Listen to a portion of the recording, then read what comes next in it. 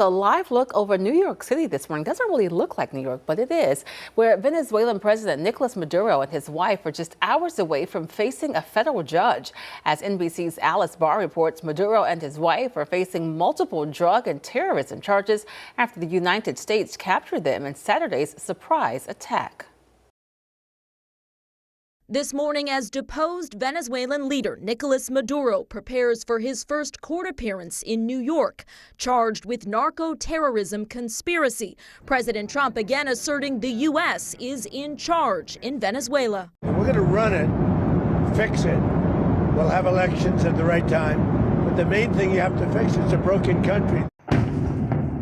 That amid new details about the U.S. mission to capture Maduro and his wife and key advisor Celia Flores at their Venezuelan compound, including strikes from 150 American aircraft after a secret CIA team laid the groundwork for months.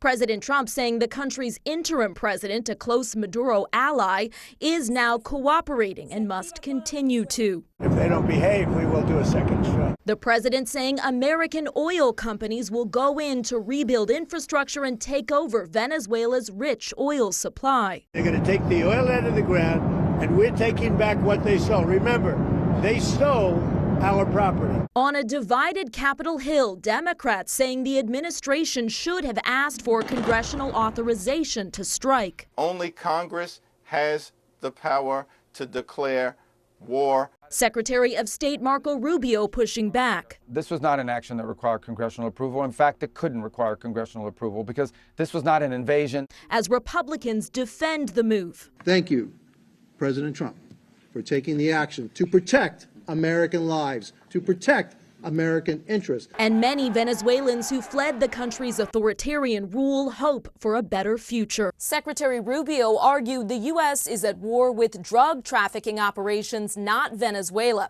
as President Trump suggested neighboring Colombia could be next. Top congressional leaders are due for a classified briefing today, according to 4 sources, with lawmakers in both parties pressing for more information. In Washington, Alice Barr, NBC News. Also happening today, the United Nations Security Council will hold an emergency meeting on the situation in Venezuela. Reuters is reporting that Colombia, backed by Russia and China, requested the meeting of the 15-member council. The UN released a statement following the strike, saying the Secretary General was, quote, deeply alarmed by the recent escalation in Venezuela and that the U.S.'s actions, quote, constitute a dangerous precedent.